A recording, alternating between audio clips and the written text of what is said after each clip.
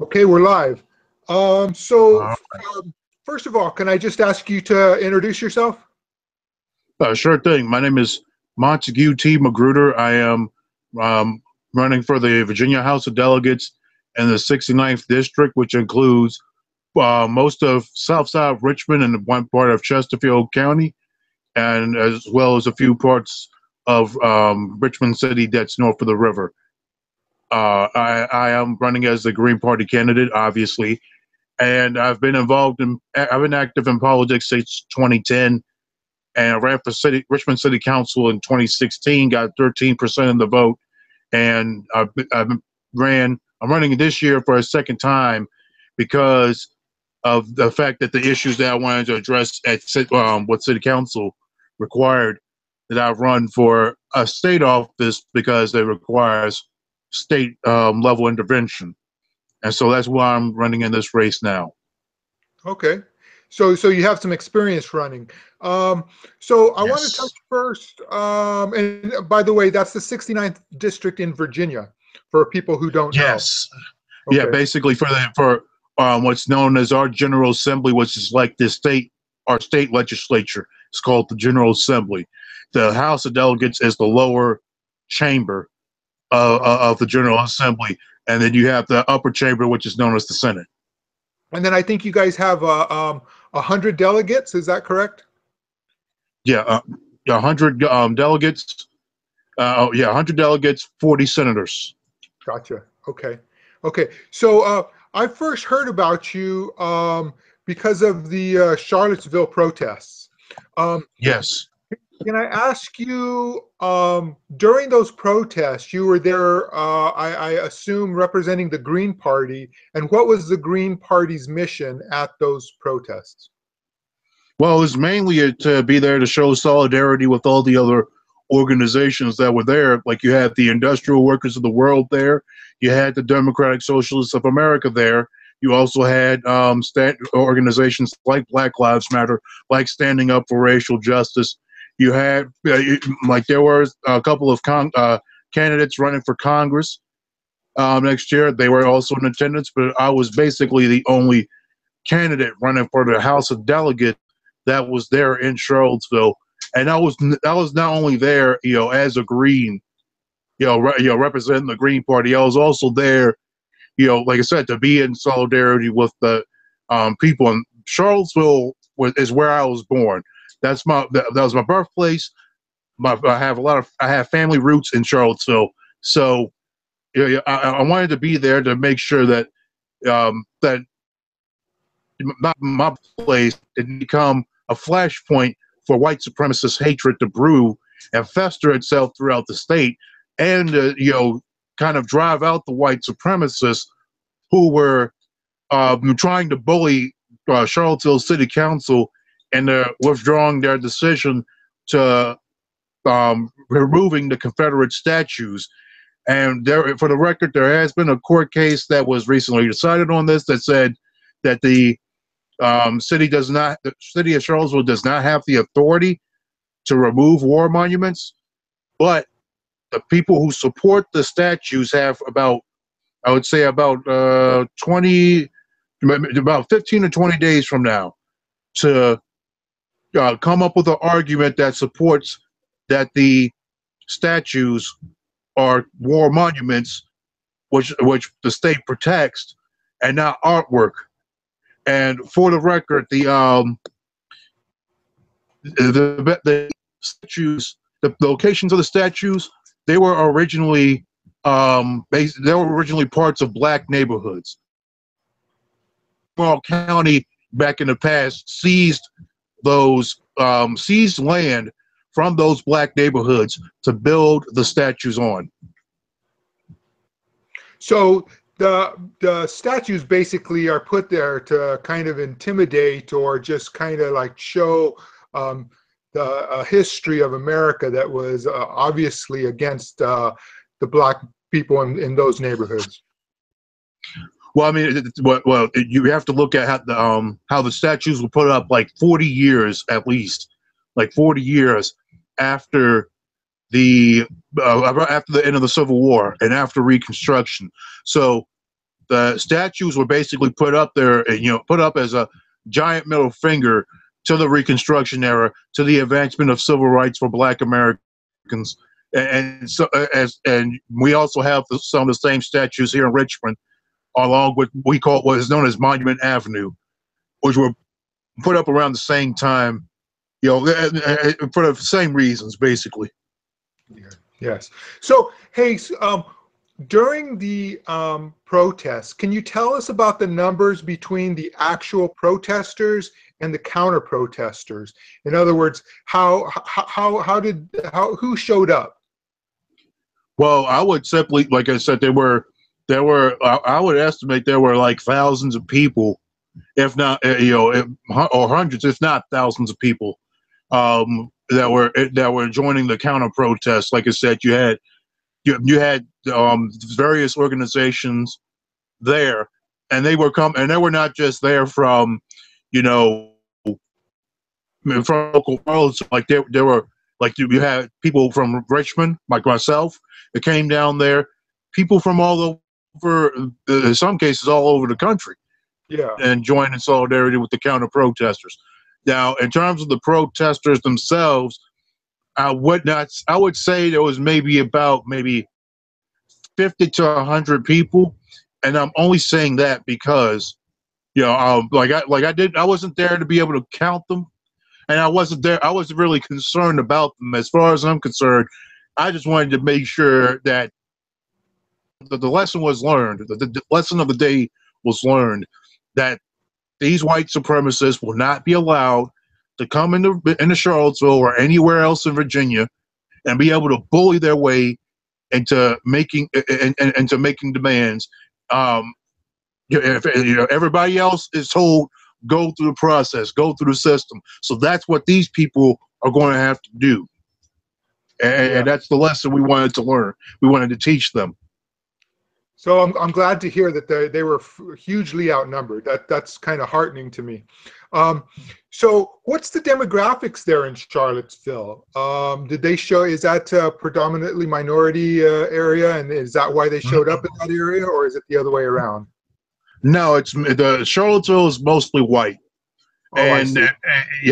Charlottesville is mostly white, but it's been changing. It's become progressive over the years, but there are still pockets of racism and old money or what have you. So those attitudes are still there, but there are, like I said, there are pockets of minority areas. Like one of the areas that the alt-right was trying to target was an area of public housing, which was a minority majority community. It was mostly Black people there. So, we went to that public housing area to act as a protection, to protect them against the alt-right from being trying ruckus in the public housing community, because they were trying to come there and intentionally start a race riot. But the community, the public housing residents, was like, you know what, we got this. You don't need to worry about us. We can handle ourselves. So we backed up. We went ahead and marched our way back into downtown Charlottesville. We got on Water Street. We joined with another march of counter protesters, and it was a beautiful show of solidarity. People were crossing over Water Street to get over to. We're walking up 4th Street, crossing over Water Street, because we were heading back to Emancipation Park, and that's when the terrorist attack happened.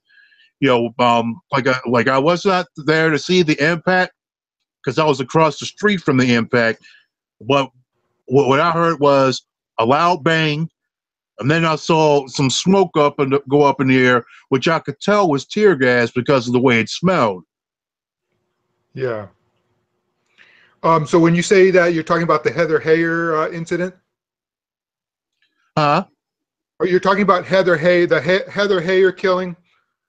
Yeah, the terrorist attack basically, and like there was when the person backed up, when the suspect backed up, like there were street medics that were trying to tend to the injured people. Yes. Police and EMS didn't get there for about 15 to 20 minutes. Then once they finally show up, they start yanking off the Antifa street medics, which I thought was deplorable. But there was video footage that surfaced of the person who committed the attack being able to pull out completely all the way up to Market Street and being able to drive away without police intervention. Right. So that you felt the police were on Go the protester side in general.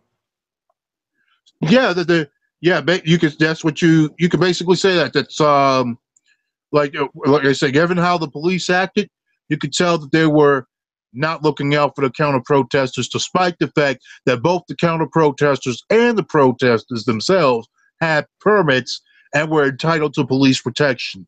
It's obvious who they decided to protect anyway. Right. So that's why people say cops and the Klan go hand in hand. That's why people are quick to say fuck the police. It's a reason for people saying that, because when they look at who the police decides to protect over and over again, how we've seen in Charlottesville, how we've seen in Standing Rock and Occupy Wall Street, with all the civil rights movements in the past, you see that the police continuously act against the people's interests, and that's what leads folks to distrust police and be willing to give them a middle finger.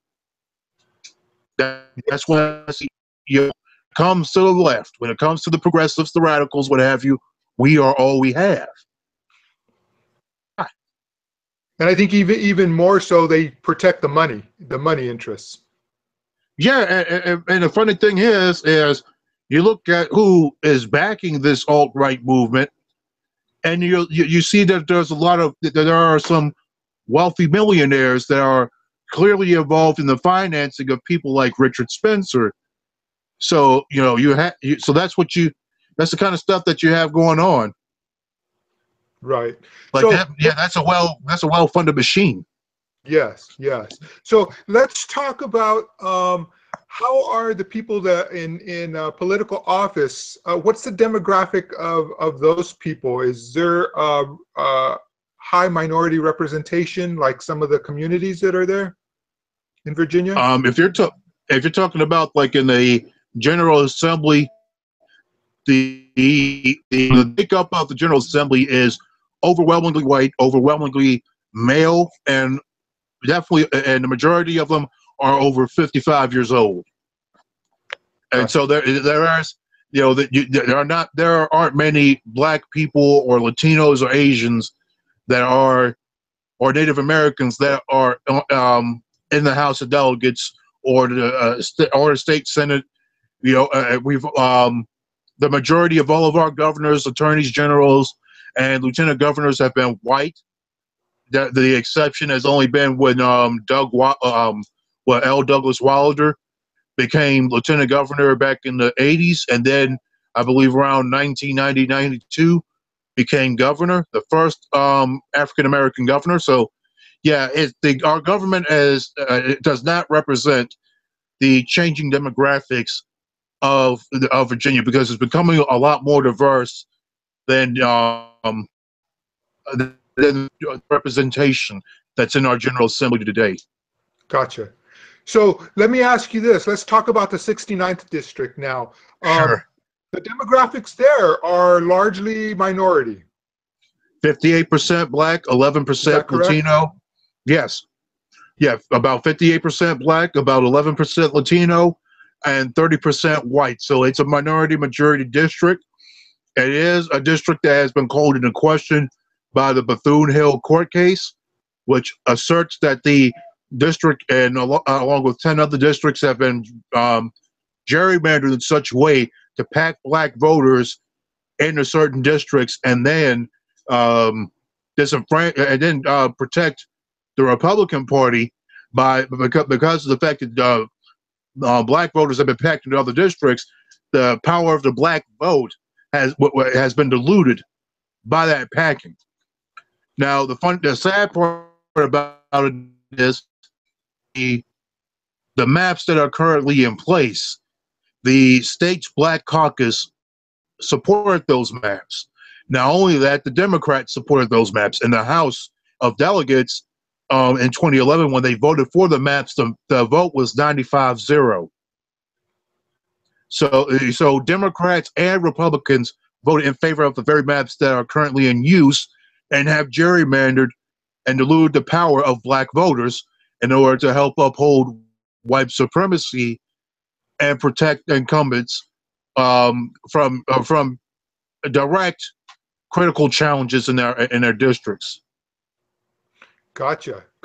So let me ask you this: what about do minority voters show up to the polls there in general, or is there less representation by minority voters? Well, you have one of the things that I've noticed while going down to canvass is that there are a lot of minority voters that either they cannot vote because they've been convicted of a felony, and Virginia has lifetime felon disenfranchisement, where if you've been convicted of a felony offense, you cannot vote, you cannot serve on a jury, you cannot own firearms unless the governor reinstates your rights. And one of the things I've noticed as well is that the Democrats have actually counted on people aware of the elections. Like I've even went to one of the wealthiest areas of the district, what's known as Westover Hills. A lot of high income earners, they're either friends with the Democrat incumbent, or they don't even know about the race that's happening, or don't care because they are well off to do. But when it comes to the minority voters, the Black voters, the Latino voters, they're not aware of the race. They can't vote in the race because, like I said, they're convicted felons and they don't have their rights restored, or because they may have mobility impairments, and and like I said, they may not care because they continuously see how the people that they have elected into power continue to screw them over after those politicians that came to them and talked a good game, but then when they got elected, they didn't do anything to help them specifically, or didn't make any effort to address their concerns, and in fact, they've even voted on legislation that's made things worse for them. For example, this year the General Assembly voted to pass House Bill 2291, which gives the energy monopoly Dominion Power, or Dominion Energy. It now gives them the ability to raise the rider fees, the taxes and fees and charges that are tacked on to people's energy bills. Dominion Energy can now raise them, and the point of the one is to be able to pay for the nuclear power plants that are basically outdated, that have they're expired, and they're supposed to be, they should be dismantled at this point, but they've been allowed to stay up, and Dominion Energy wants to upgrade them. But the sad part is that those nuclear power plants are on fault lines, where so if there was an earthquake that would have happened near those fault lines, those nuclear power plants could be hit. So it's like I said, it's those pieces of legislation that incumbent politicians have voted on that have led to that or possibly could lead to adverse effects elsewhere, but they don't really care about that, because the majority of politicians throughout the state, especially in the House of Delegates, have accepted money from Dominion Energy. So correct me including if I'm wrong. Proponent. Yeah. So I think you might have just said that the incumbent has been financed by Dominion Energy. Over the 8 years she's been in office as a delegate, she has accepted $10,000 total from Dominion Energy. Gotcha. So in 2016, there were allegations of voter suppression in Virginia. Did you see that, or what's the evidence of that? Well, personally, I did not see any acts of voter suppression. I mean, there was already stuff in place by that time. Voter ID laws were already passed. lifetime felon disenfranchisement has been in the Virginia Constitution since the early 1900s. Voter suppression was already in effect here in Virginia, long ago. It's just people became normalized and become used to it, and will even defend some of those forms of oppression. Now, that being said, one of the things that I come to question about the election integrity efforts is that we do use optical scanner machines where you take a paper ballot, you circle in whoever your choices, then you give your ballot to a poll worker, they feed it into an optical scanner machine to have your ballot counted. But the problem with that is that we don't know where those how those machines are calibrated. Are they calibrated to fairly count the votes, or are they being calibrated so that certain votes are miscounted intentionally or tossed out intentionally? Jill Stein correctly pointed out in a tweet a while back that if that the United States Civil Rights Commission found that if you lived in a community of color, if you for example, live most of the communities south of the river in my district, then your vote is certain to be thrown out or miscounted for one reason or another. And so, those kind of voter suppression tactics, those are not talked about. We just, focus on the ones that are obvious, but we don't look at the actual, we don't look at the machines, and we don't look, and be honest with you, we don't look at the fact that these parties, the duopoly parties, use their influence over so many of these elections. And the fact that we have unlimited campaign contributions in Virginia, that makes it even worse. Along with the obvious gerrymandering that the General Assembly has engaged in over the years. Okay, so I see a couple of interesting things in your platform on democracy and voting rights. So you're a proponent for enacting proportional representation. Can you talk about that? Sure. So I do believe that certain communities are intentionally being underrepresented by the fact that we do not by the fact that we have like one person per district, and it should be multiple sets of people, representing certain districts, so that way it's no it's just not one person. It's like multiple people representing the same area, but it's representing different parts of that same area, so that all communities are fairly represented and have their concerns, their grievances redressed at the state level. So I do support proportional representation to basically eliminate the monopoly of the demographic that exists today. Can you repeat the question? Yeah. So I was just emphasizing your point. It's to eliminate the monopoly of the demographic that exists in leadership today, or in representatives today. Oh yeah. That's the ultimate goal of that. Yeah. That's the ultimate goal behind the proportional representation concept. Is that to diversify the representation, because instead of it just being, for example, just being a majority white, have more people of color in the General Assembly. You could also have more Greens in the General Assembly, or even more Libertarians, what have you, instead of just Republican and Democrat everywhere. Right. Which Republicans and Democrats are almost the same thing. That's my opinion. Yeah.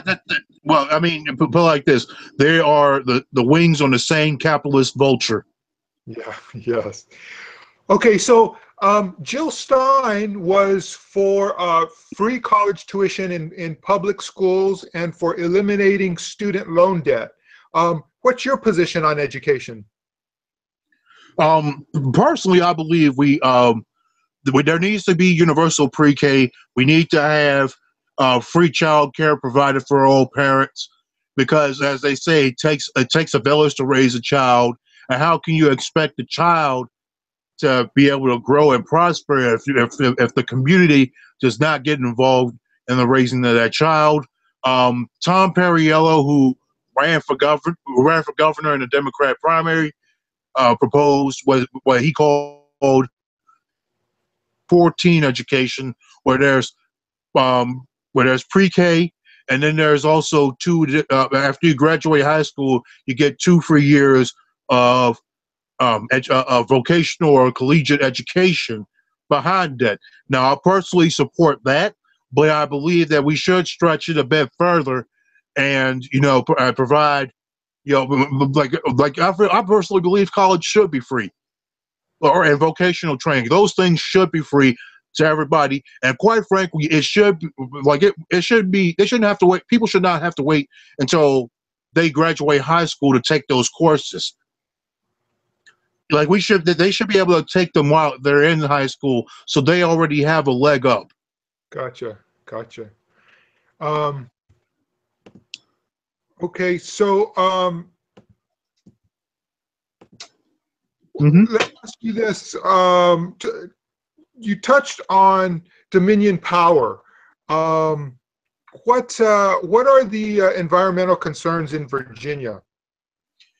We have Virginia is currently under the threat of having 2 pipelines constructed through the state. The Atlantic Coast and Mountain Valley pipelines. I oppose them both. I do not believe that they are necessary. Even Dominion Energy has had a hard time trying to justify them. They're in Buckingham County. The Dominion Energy was able to have the county approve a special use permit to build a compressor station, and the county's only black neighborhood. And I was there to speak up against that. I personally support what's known as the Virginia Declaration of Solar Rights. I am the only candidate to have done so, which basically calls for the expansion of solar energy and the lifting of all the restrictions on solar energy generation in Virginia. So, for example, if you wanted to share or lease solar panels with people in your community, that's against the law.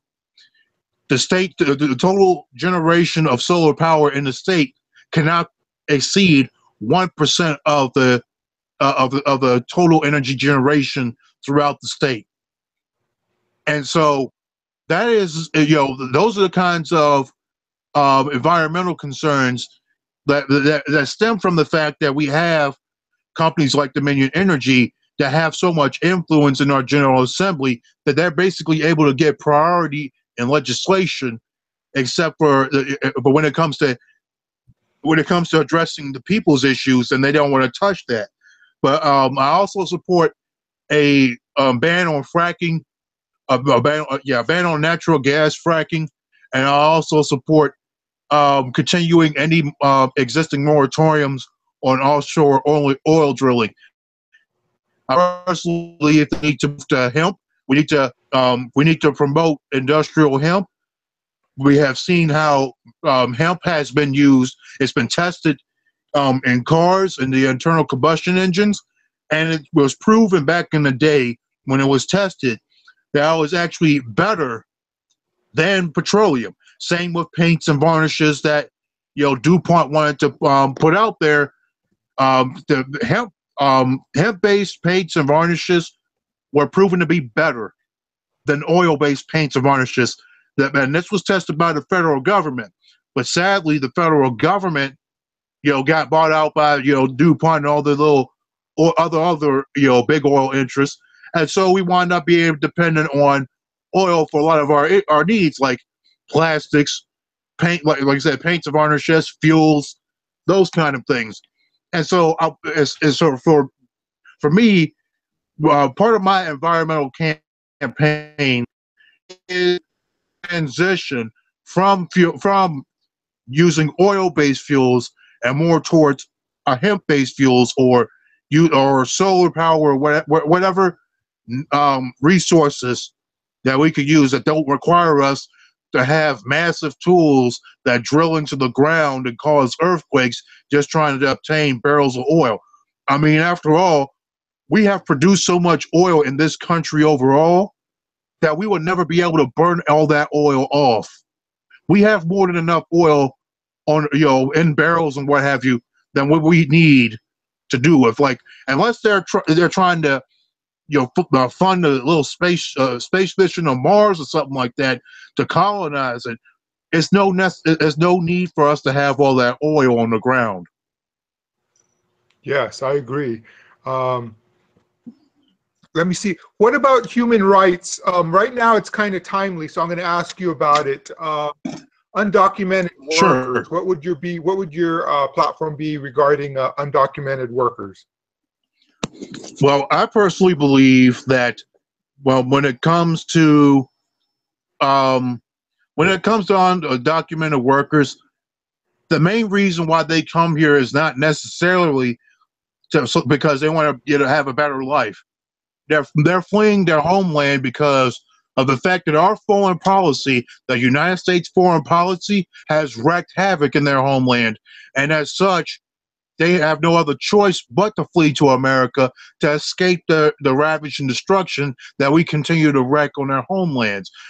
We can't get mad at undocumented workers for coming here when we are still bombing 7 other countries without congressional authorization, and destroying their homes. So they're going to flee to Britain. They're going to flee across the Atlantic to come here to seek refuge because they don't want to bomb themselves. So it's obvious that they're trying to escape our foreign policy. If we didn't cause the economic destabilization to the degree we have, and the political destabilization that we have, more than likely the undocumented workers would not need to come here in the first place.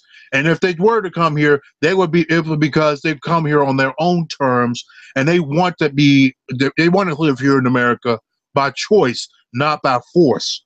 And so ultimately, we need to challenge the United States federal government. We need to challenge Trump. We need and Congress and all the policies that have been enacted in the past by Obama and all the previous presidents that have wreaked havoc on the homelands of the undocumented workers that flee here to seek refuge from our foreign policy.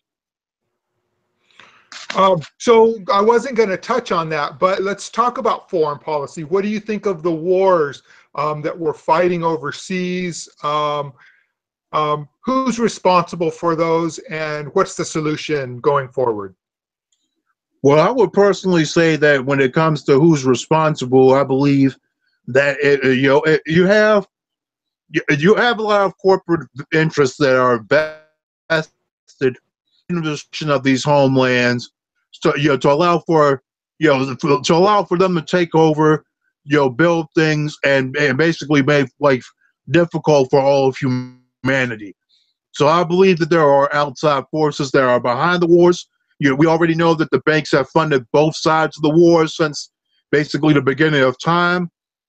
And like I said, it's up to, in order for us to put a stop to these wars, we have to challenge this notion that we have to be the police of the world. We do not need to be the police of the world. We do not need to spend more than 50% of our country's budget and defense programs. We can go ahead and take that money, and I'm in the same camp with Joe Stein on this one. We don't need all those military bases. We can close down those military bases. Yeah, all of them, quite frankly. We can close down Guantanamo Bay. We don't need it. We don't need to have all those. We don't need to keep constructing all these tanks and fighter jets that are basically useless and have no, and don't work. I know there are some people that are concerned about, well, you got these people that are working in those industries, but why aren't we talking about trying to transition them from a wartime economy into a more people-centric economy, where we're investing in green jobs, repairing our infrastructure, investing in improving mass transit, and those kind of things. We're not focused on those things because, number one, our federal government is obviously vested in white supremacy, and number two, we would rather focus on, blowing up the earth, thanks to those outside forces that have us distracted on making sure that those gosh darn Muslims don't come over here and attack us again. The reality is they don't really care. They just want us. They just want the United States to leave them alone, so they can live a dignified life. That's all they want. They just want to live a dignified life. They don't want to get blown up. So, like I said, we have to challenge our federal government's actions and put a stop to it. And that means, yes, we have to get Greens out there that are willing to challenge these pro-war Democrats and pro-war Republicans, and challenge them in Congress, challenge them. If we can, well, we need to challenge them in the presidency as well. Excellent, excellent. Hey, so what about the LGBTQ community in Virginia? Are they represented by the laws over there, or are they suppressed by the laws over there? And what changes would you make? Well, in Virginia, we have what is known as the Virginia Human Rights Act, and that's basically Virginia's non-discrimination act. You can't discriminate against a person because of their race, religion, skin color, creed, what have you. But what's not in the Human Rights Act is protections for the LGBTQ community. There have been attempts to add those protections, but Republicans were having the majority in the House, and most of them being pro-life, pro-Christian Republicans. They wind up they vote against those protections every time. So what I want to do is add those protections into the Virginia Human Rights Act, and not only that, I want to make the Virginia Human Rights Act part of the Virginia Constitution. So the protections I want to add specifically are to ensure that nobody is discriminated based on their sexual orientation, their gender identity, or their gender expression. Excellent. Hey, so you touched a little bit on taking the vote away from convicted felons. That's a lifetime penalty. Can you talk a little bit about your justice reform policy? It looks like you're against schools referring students to law enforcement, and the decriminalization of marijuana, and the decriminalization of sex workers. Go ahead and talk about that. Yeah, and sure thing. And one of the things that when it comes to lifetime felon disenfranchisement, like I said, it's a racially motivated policy, and it was inserted into the Constitution in the early 1900s. It's public record that the people who wanted lifetime felon disenfranchisement, including in the Virginia Constitution, intended to use discrimination instead of race to make it stick, because they know if they were to do it on a racial basis, it would be challenged by the federal government and put in check. So I want to abolish that, because personally I believe that that all people should be able to vote, even if they're incarcerated. Even if you're in jail, you should still be able to vote, because even while you're incarcerated, first, the local governments are able to collect tax dollars, and you're able, and the local government is able to collect those tax dollars, but you're not being able to choose your representation. So basically, it's taxation without representation.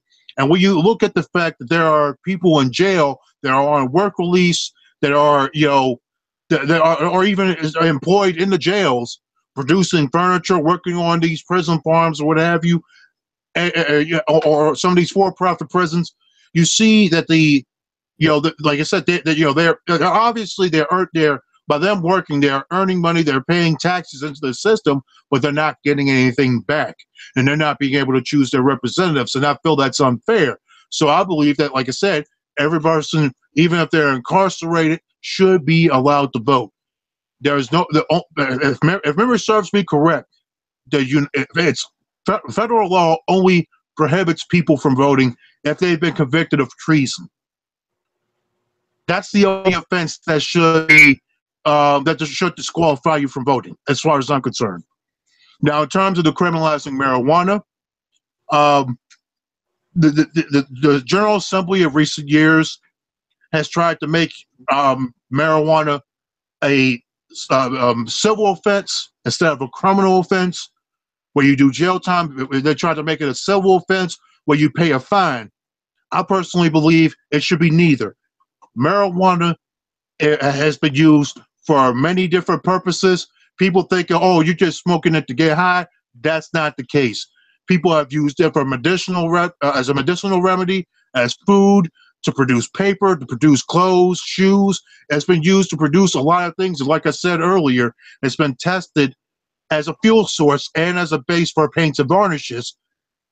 So we need to be able to utilize those benefits that marijuana can bring to us instead of continuing to criminalize it and throw a lot of people in jail for it.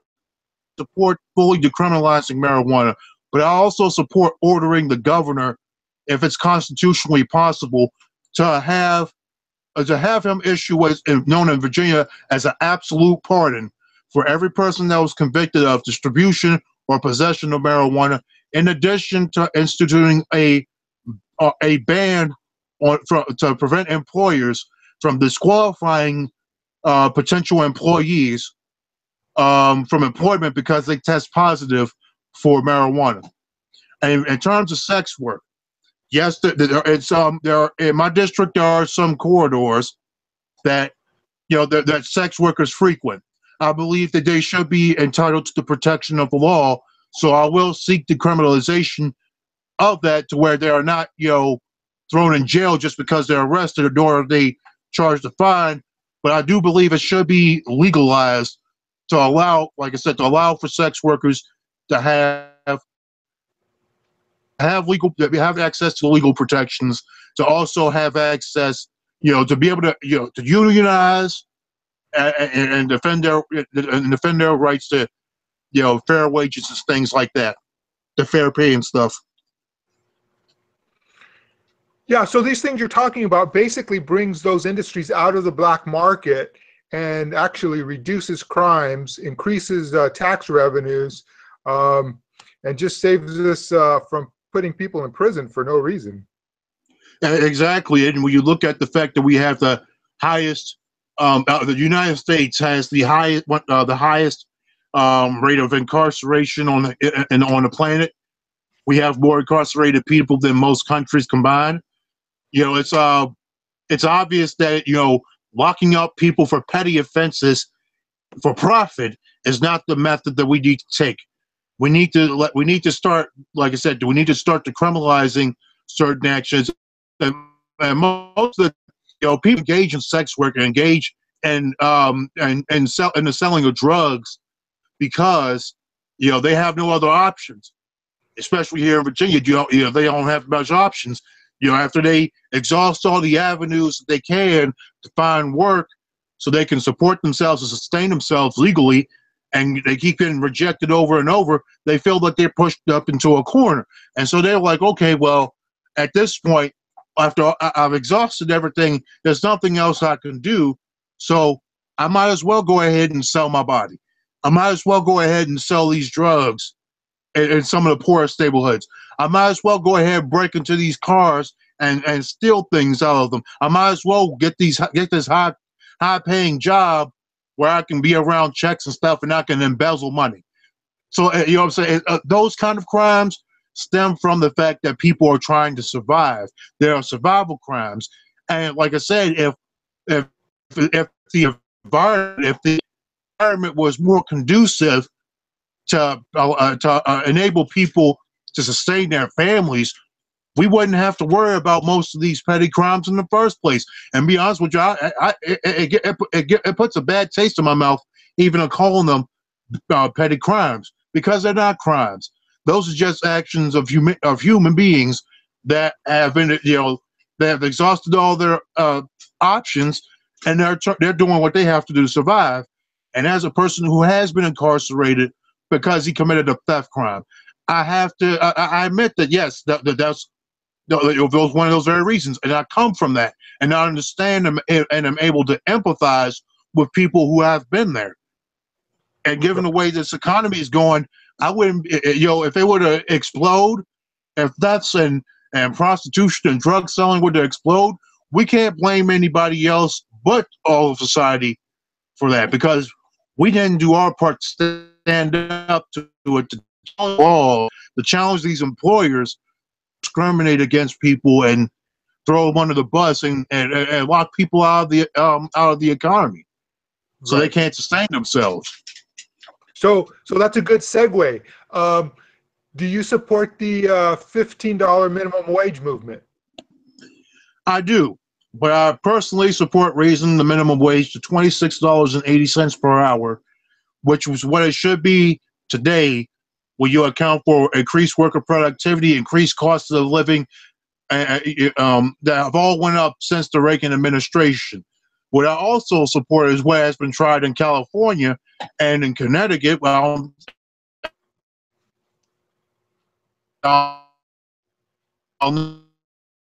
Targets and what happened. If the Walmarts and Targets refuse to pay their workers $26.80 an hour minimum wage, Montague, they will be. Montague, can I ask you to restate what you just recently said, because it sounded like you broke up for a little while. Oh, okay. Well, and not only do I support raising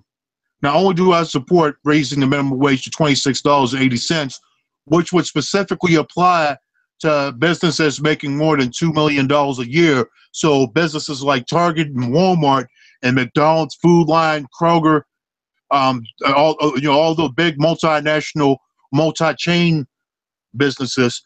Not only do I support raising that minimum wage up, but I also support enacting a penalty where those particular businesses will be required to surrender 25% of their profits annually if they refuse to pay their workers $26.80 per hour. And so, and not only that, but I also support abolishing right to work in Virginia. And there are also certain restrictions against strikes. Like, for example, public sector workers cannot strike. Nurses are not allowed to strike under Virginia law. I want to get rid of those prohibitions, because the strike is one of the greatest tools that we have against abuses of power. If they refuse to listen to our demands, we have every right to withhold our labor. And Virginia law basically makes that impossible. And it scares people as an intimidation tactic to basically get people to keep slaving for less. And we shouldn't, and that's not what it should be. Yeah, so it's funny to me that in states where they outlaw public unions, they don't do it for the police departments, because it's the police departments that are protecting their ability to suppress those movements. I've noticed that as well, and what I've also noticed is how some of these unions have also look out for police. And I believe that if any of these unions out here, support any police force, they should be looked at with great suspicion. Yeah. They should be looked at with great suspicion, because obviously, they're not looking out for the interests of the workers that pay dues and support them. That's why I support unions like the Industrial Workers of the World.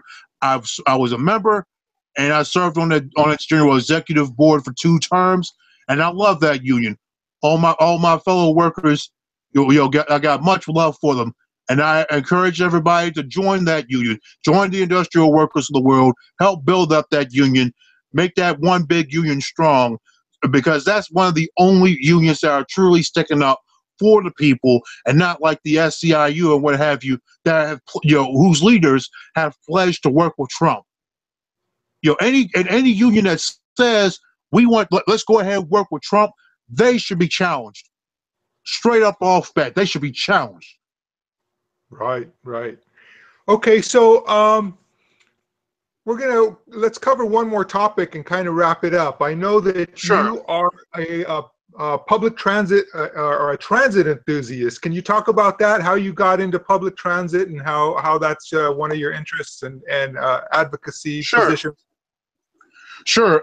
Like I grew up taking public transit. Like my grandmother, up until she died in 1997, she would always on Saturdays take me out. We'll just go bus riding all across Charlottesville together.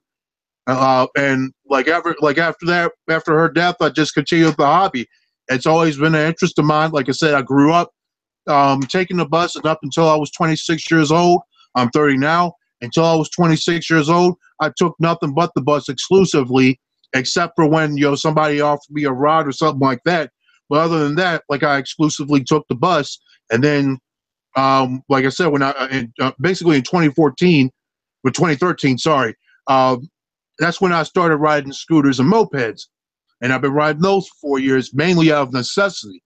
So in 2010. Richmond City Council proposed a set of fare increases on the GRTC transit system, which would have raised fares by at least 1/4. And I felt that it was not the right step to take at the time, because at the time they did not have unlimited use passes like what you would see in most of the country, where you could use the pass for a day or a week or a month or something like that. They didn't have those options at that time. And so it was just basically either you paid cash or you used a deductive value card, which is known as the Go card. But at that point, when I saw that it was necessary for me to speak out and defend the people, who were, especially people like myself at the time, who faced more hardship from having to pay a higher bus fare. And since then, I got involved with organizations like the Richmond Transit Riders Union, which then branched off into me joining the industrial workers of the world, working with the Virginia organizing and the Richmond Public Housing Residents Against Mass Evictions, which has been trying to stop the mass eviction of public housing residents here in the city. And so those organizations allowed me to recognize my true purpose in the political sphere. And that's basically to stand up, to continue to stand up for people like me, who come from poverty, who have who have lived a life of struggle. And by me having gone through the struggles of incarceration, of living in poverty, of being incarcerated, what have you, and being homeless, surviving domestic violence, those are the issues. Those kinds of struggles are issues that a lot of people in my district have been through, or currently experiencing, and including myself, because I'm literally like one of the poorest candidates running in the Richmond Metro, if not the poorest. And so, like I said, having went through those struggles, I don't want to see anyone else, especially the generations coming up behind us. I don't want to see them go through what I went through. And so I feel like it's my obligation, my human obligation, to stand up for the generations that are going to be coming up behind us, that inherit the mess that we are still trying to clean today, and the people that have already come ahead of me, to make sure that that those who have who have paid their dues through society throughout their lives will be able to die, be able to enjoy their last days of life with dignity, and not go through the hardship that I have. Excellent. So if you don't mind, I want to just share a little thing. My mother and I used to take public transit when I was like 5, 6, and 7, and I remember carrying groceries home with her and my arms being so tired. You know, it's just one of those things that I just remember. Yeah, I mean, I've done that too, especially as an adult. Like I would make sure that I carry like as many. Like I don't care if I had like 25 bags to carry, I would make sure I carried them all by myself, or you'll have because I'll be damned if I make another trip out to the store to get more things. You know, Exactly. so I just do everything in one trip. My arms will be tired, but it builds up some muscle in your arms, so it's not like you're not getting the benefit out of it. You know. There you go. Hey, Montague, so we can wrap it up. Hey, what I want to do is ask you if there's anything else you want to talk about, first of all. Is there anything else you want Well, to well, I would like to quickly emphasize that I'm not just the only Green Party candidate running in Virginia. Uh-huh. You have, I'm running in the 69th district, but you also have Will King, who's running in the 18th district. You also have Marcus Sutphin, who is running in the 59th district. You have Jeff Staples, who is running in the 77th district and has been one of the primary leaders in the fight against the pipelines. And you have Gerald Anderson, who's running in the 80th district. And I would encourage y'all to look up all of us. Look up all of our Facebook pages, our campaign pages, support us through donations because we need all the help we can get. And like I said, we are literally all we got when in terms of the Greens. We are all we got, and we need all the help we can get. And the more help we can get from y'all out there, the better. In terms of me personally, I do have a Crowd Pack page set up for donations, which you can donate to, and you can. I also have a campaign Facebook page, Montigue Magruder, for House of Delegates 69th District. And you can go to my website, magruder69.com, to get up, to find out more about myself and read up on my policy positions. And for those who are running for office or considering running for office, don't be afraid to take a challenge. As I said before, the only dumb question is the one that's not asked. If you're unwilling to take that challenge, then that's basically on you for not stepping up to the plate. Because at this point, given how things are in this country, we have to start stepping up and challenging power at any chance we get, and we must take all opportunities that we have available to directly through elections, through protests, through revolutions, whatever it takes to make it hardcore. And the words of Public Enemy.